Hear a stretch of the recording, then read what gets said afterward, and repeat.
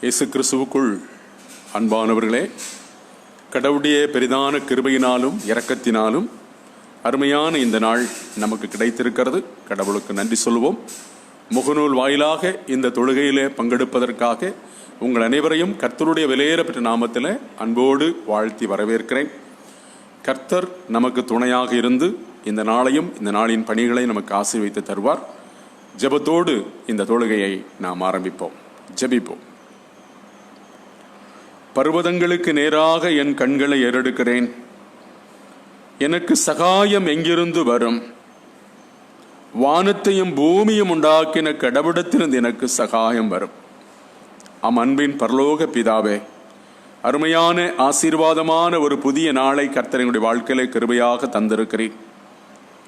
2021 வருஷம் ஏப்ரல் மாதம் இன்று 28ஆம் தேதி புதன்கிழமையை தந்த கடவுளே உமக்கு ஸ்தோத்திரம். கடந்த இரவு முழுவதும் தம்முடைய கிருபையினாலே எங்களை காத்து கொண்டீர். புதிய காலை வேளையிலே கர்த்தர் தந்திருக்கிறீர். ஆண்டவரே உமக்கு ஸ்தோத்திரம். கர்த்தர் எங்களை கண்ணோக்கி பார்ப்பீராக. உம்முடைய ஆவியினால் எங்கள் அனைவரையும் நிரப்பி அருளுவீராக. இந்த தொழுகையை ஆசீர்வதித்து தருவீராக. பல வகையான கவலைகளோடும் கண்ணீரின் அனுபவங்களோடும் பாடுகளோடும் உம்முடைய தூய திருமுகத்தை நோக்கி பார்க்கிறோம். ஆண்டவர் ஆவியானவர் எங்களை கண்ணோக்கி அருளுவீராக. உம்முடைய வசனத்தின் மூலமாய் எங்களை ஆற்றுவீராக. உம்முடைய ஆவியினால் எங்களை தேற்றுவீராக. இந்த தொழுகையை ஆசீர்வதிப்பீராக. உம்முடைய நாமத்திற்கு மகிமையாகவும் எங்களுக்கு ஆசீர்வாதமாகவும் இருக்கும்படி எங்கள் ஆண்டவர் அருள் புரிய வேண்டும் என்று இயேசு கிறிஸ்துவின் நாமத்தில் வேண்டிக் கொள்கிறோம். ஜெபம் கேளும் எங்கள் நல்ல பிதாவே, ஆமென். நமது ஆரம்பம் பிதா குமாரன் பரிசுத்தாவி நாமத்தில் உள்ளது. ஆமென். கர்த்தருக்கு துதியாகவும் இந்த தொழுகைக்கு ஆரம்பமாகவும் 24வது பாடலை பாடுவோம். காலமே தேவனை தேடு, ஜீவ காருண்யர் பாதம் பணிந்து மன்றாடு என்ற பாடலிலே முதல் 2 கவிகளை பாடுவோம்.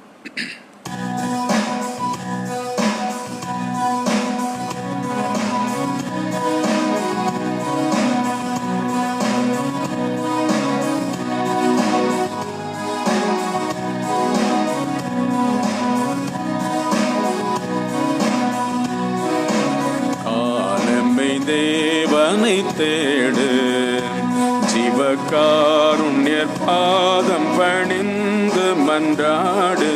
காலமை தேவனை தேடு, சீலமுடன் பதம் பாடி கொண்டாடு. சீலமுடன் பதம் பாடி கொண்டாடு. சீரான நீத்திய ஜீவனை நாடு.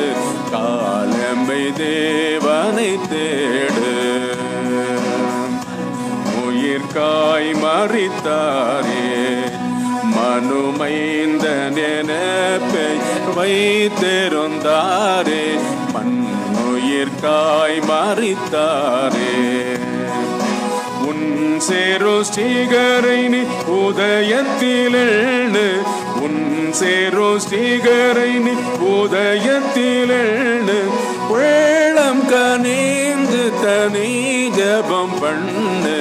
காலமை தேவனை தேடு, பாவ சோதனைகளை வெல்ல. கெட்ட பாருடல் பேயுடன் போருக்கு நில்லு. பாவ சோதனைகளை வெல்ல. ஜீவக்கிரீடம் சிரத்திலணிய, ஜீவக்கிரீடம் சிரத்திலணிய. சிந்தனை செய்மனுவேலனை பணிய. காலமை தேவனை தேடு, ஜீவகாருண்ய பாதம் பணிந்து மன்றாடு. காலமை தேவனை தேடு. 61ஆம் சங்கீதத்தை யாவரும் சேர்ந்து வாசிப்போமாக. சங்கீதம் 61. கடவுளே, என் கூப்பிடுதலை கேட்டருளும், என் மன்றாட்டை கவனித்தருளும். என் இருதயம் தொய்யும் போது பூமியின் கடையாந்தரத்திலிருந்து உம்மை நோக்கி கூப்பிடுவேன். எனக்கு எட்டாத உயரமான கண்மலையில் என்னை கொண்டு போய் விடும். தேவரீர் எனக்கு அடைக்கலம், சத்துருவுக்கு எதிரே பலத்த கோபுரம். நான் உமது கூடாரத்தில் சதா காலமும் தங்குவேன். உமது சட்டைகள் மறைவிலே வந்து அடைவேன். கடவுளே, நீர் என் பொருத்தனைகளை கவனித்துக் கொண்டீர். உமது நாமத்துக்கு பயப்படுகளின் சுதந்திரத்தை எனக்கு தந்தீர். ராஜாவின் நாட்களோடே நாட்களை கூட்டுவீர். அவர் வருஷங்கள் தலைமுறை தலைமுறையாக இருக்கும். கடவுள் முன்னிலையில் அவர் என்றென்றும் நிலைத்திருப்பார். கிருபையும் உண்மையும் அவரை காக்க கட்டளையிடும். இப்படியே தினமும் என் பொருத்தனைகளை நான் செலுத்தும்படி உமது நாமத்தை என்றைக்கும் புகழ்ந்து பாடுவேன். பிதாவுக்கும் குமாரனுக்கும் பரிசுத்தாவிக்கும் மகிமை உண்டாவதாக. ஆதியிலும் இப்போதும் எப்போதுமான சதா காலங்களாய் இருக்கிறபடியே ஆமேன். இன்றைய நாளுக்குரிய திருமறை பகுதிகளை முறையாக வாசிக்க கேட்போம். நிருப வாக்கியமாக பவுலடியார் ரோமருக்கு எழுதிய நிருபம் 5ஆம் அதிகாரம் வசனங்கள் 19 முதல் 21 வரை குறிப்பிடப்பட்டிருக்கிறது. அதை வாசிக்க கேட்போமாக.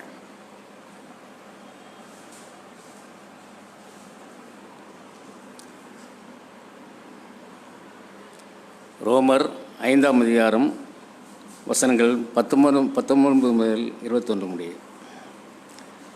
அன்றியும் ஒரே மனுஷனுடைய கீழ்ப்படியாமையினாலே அநேகர் பாவிகளாக்கப்பட்டது போல ஒருவருடைய கீழ்ப்படியினாலே அநேகர் நீதிமான்களாக்கப்படுவார்கள். மேலும் மீறுதல் பெருகும்படிக்கு நியாயப்பிரமாணம் வந்தது. அப்படி இருந்தும் பாவம் பெருகின இடத்தில் கிருபை அதிகமாய் பெருகிற்று. ஆதலால் பாவம் மரணத்துக்கு ஏதுவாக ஆண்டு கொண்டது போல கிருபையானது நம்முடைய கர்த்தராகிய இயேசு கிறிஸ்துவின் மூலமாய் நீதியினாலே நித்திய ஜீவனுக்கு ஏதுவாக ஆண்டு கொண்டது என்பது. நிருப வாக்கியம் வாசிக்க கேட்டோம். நற்செய்தி வாக்கியம் வாசிக்க கேட்போமாக. அது பரிசுத்த யோவான் என்பவர் எழுதினதான நற்செய்தி 10ஆம் அதிகாரம் வசனங்கள் 27 முதல் 29 வரையிலான வசனங்களிலே குறிப்பிடப்பட்டிருக்கிறது. யோவான் சுவிசேஷம் 10ஆம் அதிகாரம் வசனங்கள் 27 முதல் 29 முடிய. என் ஆடுகள் என் சத்தத்துக்கு செவி கொடுக்கிறது. நான் அவைகளை அறிந்திருக்கிறேன். அவைகள் எனக்கு பின் செல்கிறது. நான் அவைகளுக்கு நித்திய ஜீவனை கொடுக்கிறேன். அவைகள் ஒரு காலும் கெட்டு போவதில்லை. ஒருவனும் அவைகளை என் கையிலிருந்து பறித்து கொள்ளுவதும் இல்லை. அவைகளை எனக்கு தந்த என் பிதா எல்லாரிலும் பெரியவராய் இருக்கிறார். அவைகளை என் பிதாவின் கையிலிருந்து பறித்து கொள்ள ஒருவனாலும் கூடாது என்பது குறிக்கப்பட்டதான நற்செய்தி வாக்கியம் வாசித்தாயிற்று. திருமறை பகுதிகளை வாசிக்க கேட்ட நாம் அதற்கு மறுமொழியாக திரியேக கடவுளில் வைத்திருக்கும் நம்முடைய விசுவாசத்தை அப்போஸ்தலர் விசுவாச பிரமாணத்தின் வாயிலாக நாம் அறிக்கை பண்ணுவோமாக. பரலோகத்தையும் பூலோகத்தையும் படைத்த சர்வத்திற்கும் நல்ல பிதாவாகிய கடவுளை விசுவாசிக்கிறேன். அவருடைய ஒரே பேரான குமாரனும் நம்முடைய ஆண்டவருமாகிய இயேசு கிறிஸ்துவை விசுவாசிக்கிறேன். இவர் பரிசுத்தாவினாலே கற்பத்தில் உற்பவித்து கன்னிமரியாடத்தில் பிறந்து பொந்திய பிலாத்துவின் கீழ் பாடுபட்டு சிலுவையில் அறையுண்டு மரித்தடக்கம் பண்ணப்பட்டார். பாதாளத்திறங்கி 3ஆம் நாள் மரித்தோந்து வைத்தெழுந்தார். பரமண்டலத்துக்கு ஏறி சர்வத்திற்கும் அல்ல பிதாவாய கடவுளின் வலதுவாரத்தில் வைத்திருக்கிறார். அவிடத்திலிருந்து உயிரோரையும் மரித்தோரையும் நியாயந்திருக்க வருவார். பரிசுத்த ஆவியானவரை விசுவாசிக்கிறேன். பொதுவான பரிசுத்த கிறிஸ்து சபையும் பரிசுத்தவான்களுடைய ஐக்கியமும் பாவ மன்னிப்பும் சரீர உயிர்த்தெழுதலும் நித்திய ஜீவனும் உண்டென்று விசுவாசிக்கிறேன். ஆமேன். கடவுளுடைய ஜீவ வார்த்தைக்காக ஆவியானவருடைய அருள் பிரசன்னம் வேண்டி ஒரு நிமிடம் தலைவணங்கி ஜெபிப்போம். எங்களை நேசிக்கிற எங்கள் நல்ல ஆண்டவரே, எங்களுக்காக கோர சிலுவையிலே மரித்தவரே, அடக்கம் செய்யப்பட்டவரே, 3ஆம் நாளில் உயிரோடு எழுந்து என்றென்றைக்கும் உயிரோடு வாழ்ந்து கொண்டிருக்கிறவரே, கிருபையாக தந்த அருமையான ஆசீர்வாதமான புதிய நாளின் காலை வேளைக்காக உமக்கு நாங்கள் நன்றி செலுத்துகிறோம். ஆண்டவர் ஆவியானவர் வசனத்தை கொண்டு எங்களோடு பேசுவீராக. பல வகையான கவலைகளும் கண்ணீரின் அனுபவங்களோடும் வாழ்ந்து கொண்டிருக்கிற எங்களுக்கு ஆவியானவர் இறங்கி வசனத்தை கொண்டு எங்களோடு பேசும்படி, அதுவே எங்களுக்கு ஆறுதலும் அருமருந்துமாய் இருக்கும்படி கர்த்தர் உதவி செய்ய வேண்டும் என்று எங்கள் ஆண்டவர் இயேசுவின் இனிய நாமத்தில் ஜெபிக்கிறோம். எங்கள் ஜெபம் கேளும் ஜீவனுள்ள நல்ல பிதாவே, ஆமென். இயேசு கிறிஸ்துவுக்குள் அன்பானவர்களே, நம்முடைய பிதாவாகிய கடவுளிடமிருந்தும் ஆண்டவராகிய இயேசு கிறிஸ்துவிடமிருந்தும் நம் அனைவருக்கும் இந்த காலை வேளையிலே தேவ கிருபையும் தேவ சமாதானமும் நிறைவாக உண்டாவதாக, ஆமென். கடவுளுடைய வார்த்தை, கடவுள் நமக்கு அருளுகிற அவருடைய ஜீவ வார்த்தை என்னவென்றால், நாம் வாசிக்க கேட்டதான நற்செய்தி வாக்கியம், அது பரிசுத்த யோவான் என்பவர் எழுதின சுவிசேஷம் 10ஆம் அதிகாரம் 27 முதல் 29 வரையிலான வசனங்களிலே 27 28 வசனங்களை வாசிப்போம். என் ஆடுகள் என் சத்தத்திற்கு செவி கொடுக்கிறது, நான் அவைகளை அறிந்திருக்கிறேன், அவைகள் எனக்கு பின் செல்கிறது, நான் அவைகளுக்கு நித்திய ஜீவனை கொடுக்கிறேன், அவைகள் ஒரு காலம் கெட்டு போவதில்லை, ஒருவனும் அவைகளை என் கையிலிருந்து பறித்து கொள்ளுவதும் இல்லை என்பது. 27வது வசனத்தினுடைய முதல் பாகம், என் ஆடுகள் என் சத்தத்திற்கு செவி கொடுக்கிறது. 28வது வசனத்தினுடைய முதல் பாகம், நான் அவைகளுக்கு நித்திய ஜீவனை கொடுக்கிறேன் என்பது. இயேசு கிறிஸ்துவுக்குள் அன்பானவர்களே, கொரோனாவின் தாக்கம் நாளுக்கு நாளாக அதிகரிக்கிறது. எங்கு பார்த்தாலும் மரண ஓலத்தை பார்க்க முடிகிறது. விலையுயர்ந்த உயிர்கள் என்று சொல்லப்படுகிற மனித உயிர்கள் எல்லாம் ஆங்காங்கே செத்து மடிந்து கொண்டிருக்கிறது. அருமையானவர்களே, அன்புக்குரியவர்களே, அப்படிப்பட்ட கொடுமையான ஒரு கால சூழ்நிலையிலே நாம் வாழ்ந்து கொண்டிருக்கிறோம். இந்த காலை வேளையிலே கடவுளுடைய வார்த்தை நமக்கு வருகிறது. என் ஆடுகள் என் சத்தத்திற்கு செவி கொடுக்கிறது, நான் அவைகளுக்கு நித்திய ஜீவனை கொடுக்கிறேன், நான் அவைகளுக்கு நித்திய ஜீவனை கொடுக்கிறேன். I give them eternal life. அருமையான ஒரு வயோதிப தகப்பனார், அவருக்கு வயது 96 வயது. 96வது வயது நிரம்பி வருகின்றதான நேரத்தில் அவர் தன்னுடைய மனைவியை அழைத்தார். அவருடைய மனைவிக்கு 94 வயது. தனக்கு மரணம் வருகின்றது என்பதை அவர் அறிந்திருக்கிறார். அறிந்த அந்த தகப்பனார் தன்னுடைய மனைவியை அழைத்தார். அந்த மரணம் வருகின்ற அந்த நாளையும் அந்த நேரத்தையும் மிக துல்லியமாக தன்னுடைய மனைவியிடம் அறிவித்தார். மனைவிக்கு அதை நம்ப முடியவில்லை. நீர் இப்படித்தான் ஏதாவது சொல்லுவீர், உம்முடைய வாழ்க்கையில் நீர் என்றைக்குத்தான் உண்மையை பேசியிருக்கிறீர், இப்பொழுதாவது உண்மையை பேசும் என்று சொல்லி அந்த அம்மா அவரை கடிந்து கொண்டார்கள். அந்த தகப்பனார் சொன்னார், இப்பொழுதாவது என்னை நம்பு, நான் இதுவரைக்கும் பேசினது உண்மைதான் என்று இப்பொழுதாவது என்னை நம்பு என்று மறுபடியும் வலியுறுத்தி சொன்னார்கள். அருமையானவர்களே, அன்புக்குரியவர்களே, கேட்பதற்கு வேடிக்கையாகவும் வினோதமாகவும் இருக்கும். அந்த தகப்பனார் என்ன சொன்னாரோ அதே நாள் வந்தது, அந்த நேரம் வந்தது. தன்னுடைய மனைவியை அழைத்தார்கள். அழைத்தவர் சொன்னார், இதோ தேவதூதர்கள் வந்து விட்டார்கள், என்னை அழைத்து செல்வதற்காக தேவதூதர்கள் வந்து விட்டார்கள், அவர்கள் என்னை சூழ நிற்கிறதை நான் பார்க்கிறேன் என்று தன்னுடைய மனைவியிடம் சொன்ன 1-2 வினாடிகளுக்குள்ளே அவருடைய உயிர் பிரிந்து விட்டது. அன்புக்குரியவர்களே, இந்த உலகத்தில் இப்படிப்பட்ட சம்பவங்கள் எல்லாம் நடந்திருக்கிறதா, இவையெல்லாம் உண்மைதானா என்று நமக்கே சந்தேகம் வருகின்றது. ஆனால் முற்றிலும் உண்மையான காரியம். ஆண்டவர் சொல்லுகிறார், என் ஆடுகள் என் சத்தத்திற்கு செவி கொடுக்கிறது, நான் அவைகளுக்கு நித்திய ஜீவனை கொடுக்கிறேன் என்று சொல்லே. ஆம், நித்திய ஜீவன் என்றால் என்ன? ஒரு இறையியல் வல்லுனன் சொல்லுகிறார், eternal life is a free gift of God to those who believe in Jesus Christ.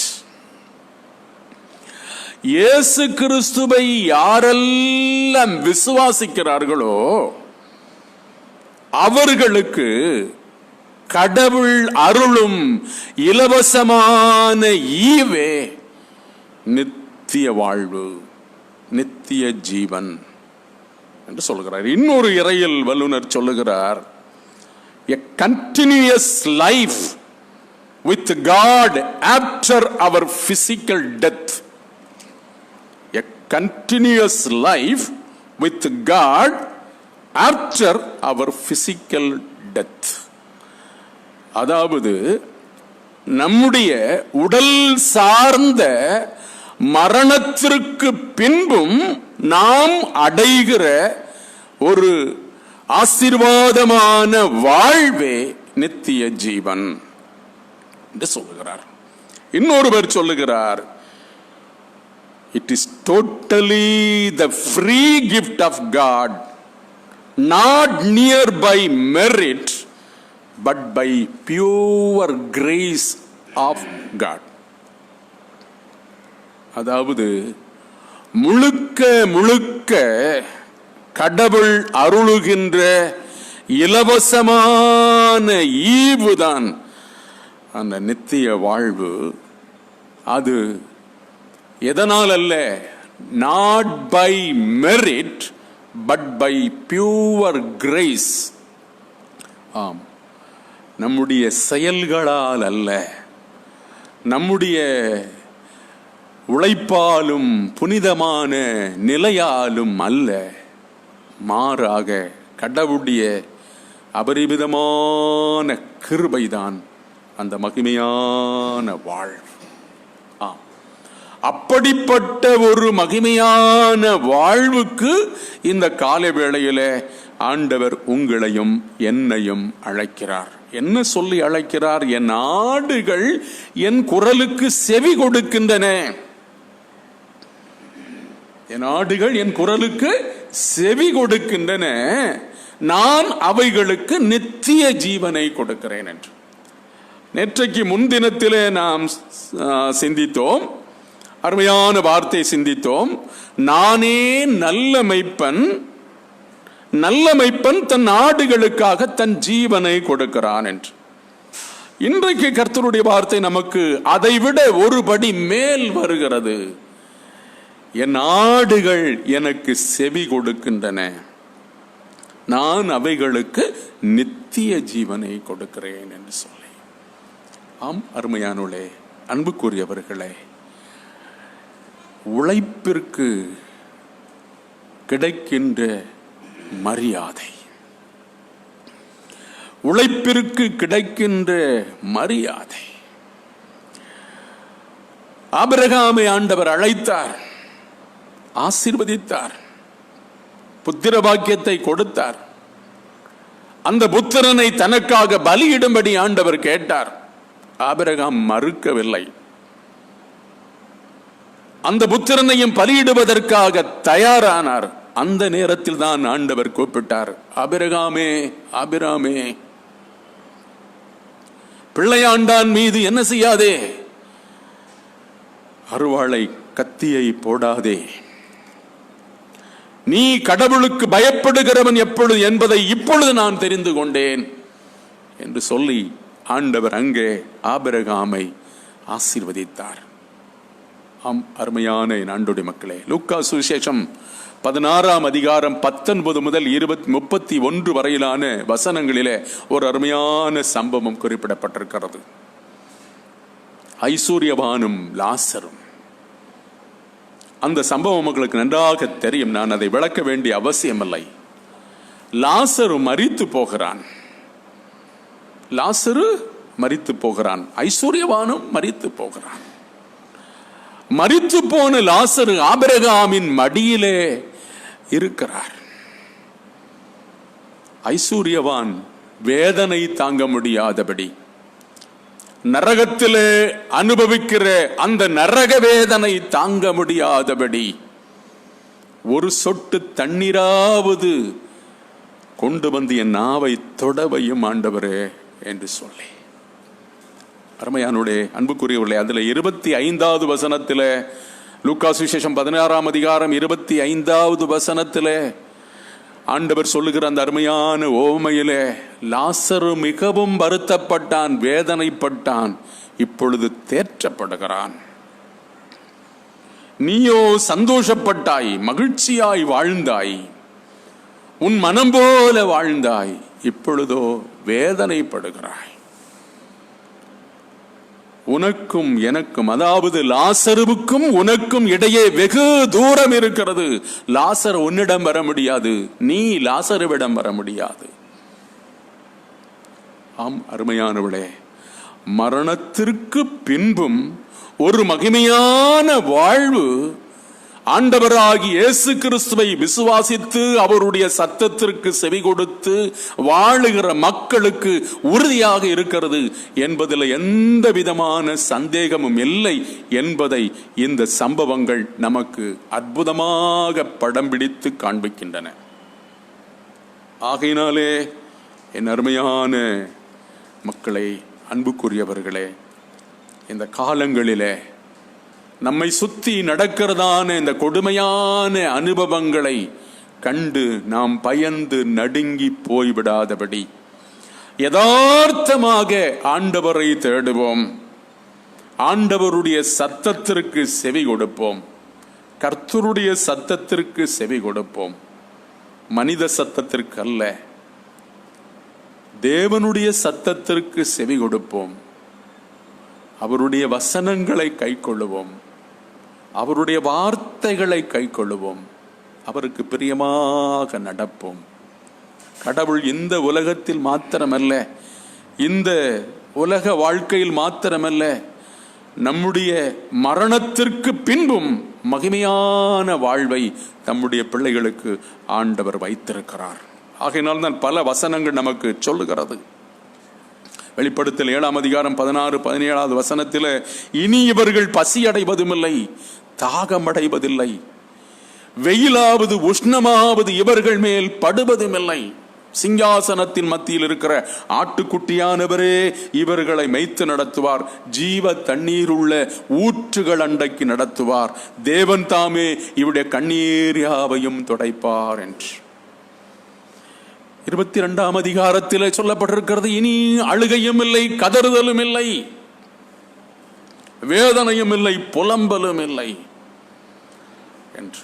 அப்படிப்பட்ட ஒரு மகிமையான வாழ்வை கர்த்தர் நமக்கென்று என்ன செய்திருக்கிறார்? ஆயத்தப்படுத்தி வைத்திருக்கிறார்.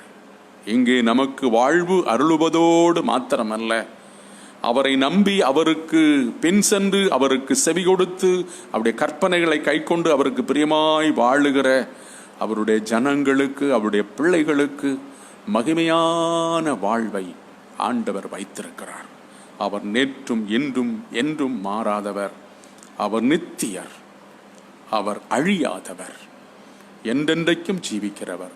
அவருடைய ராஜ்யம் அழியாத ராஜ்யம், அவருடைய ஆளுகை நித்திய நித்தியமான கால ஆளுகை.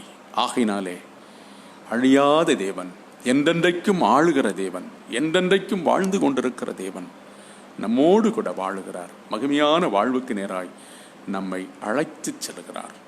அந்த நம்பிக்கையோடும் விசுவாசத்தோடும் எவ்வளவுக்கு எவ்வளவு கடவுளுடைய வார்த்தைக்கு கீழ்ப்படிய முடியுமோ, அதை நம்முடைய வாழ்க்கையோடு அப்பியாசிக்க முடியுமோ பிரயாசப்படுவோம். மகிமையான வாழ்வை நமக்கு தருவார். என் ஆடுகள் என் குரலுக்கு செவி கொடுக்கின்றன, நான் அவைகளுக்கு நித்திய ஜீவனை கொடுக்கிறேன். ஆம், அவருடைய வார்த்தைக்கு செவி கொடுப்போம், அவருடைய கட்டளையை பின்பற்றுவோம். மகிமையான வாழ்வை கர்த்தர் நமக்கு தருவார். இப்பொழுது மாத்திரமல்ல, எப்பொழுதும் அந்த மகிமையான வாழ்வை தந்து நம் அனைவரையும் நிறைவாக ஆசீர்வதிப்பாராக. ஆம், எல்லாபத்துக்கும் மேலான தேவ சமாதானம் நம்முடைய இருதயங்களையும் சிந்தனைகளையும் கர்த்தராகிய கிறிஸ்து இயேசுவுக்குள் நித்தமும் காத்து நடத்துவதாக. ஆமென். 331வது ஞான பாடலை பாடுவோம். முதல் 4 கவிகளை பாடுவோம். எந்தன் ஜீவன் இயேசுவே சொந்தமாக ஆளுமே என்ற பாடல்.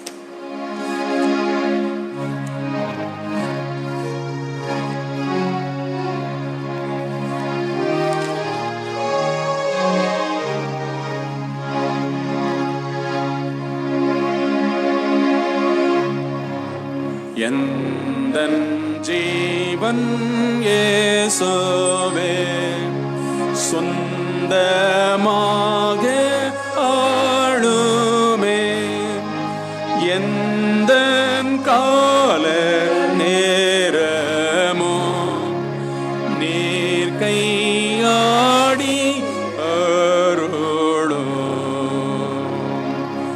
எந்தன் கை பேரன்பேனான் ஏவப்படவும்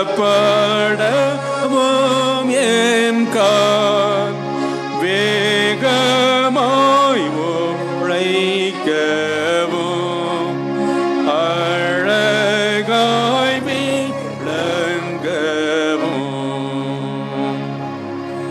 எந்த நாவு என்பமாய் உம்மை பாடவும் என்பாய், மீட்பின் செய்தி போரவும் ஏதோ பாக்கி அருளோ, எந்த ஆஸ்தி தேவரே முற்றும் ஏற்று கொள்ளுவீர், புத்தி கல்வி யாவையும் சித்தம்போல் பிரயோகியும்.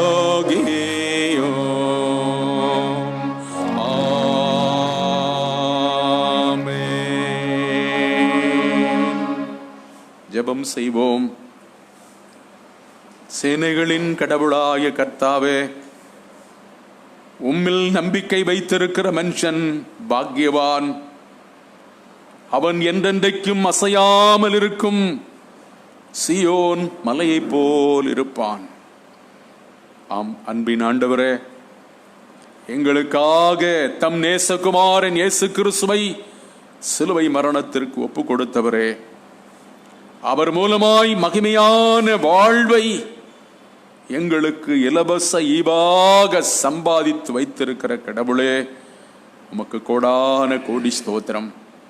அருமையான ஆசீர்வாதமான இன்றைய நாளின் காலை வேளையிலே தேவ சமூகத்திற்கு வரவும், முகநூல் வாயிலாக இந்த தொழுகையிலே பங்கடையவும் கர்த்தர் பாராட்டின எல்லா கிருபைகளுக்காக நன்றி செலுத்துகிறோம். வசனத்தை அனுப்பி எங்களோடு பேசினமைக்காக ஸ்தோத்திரம்.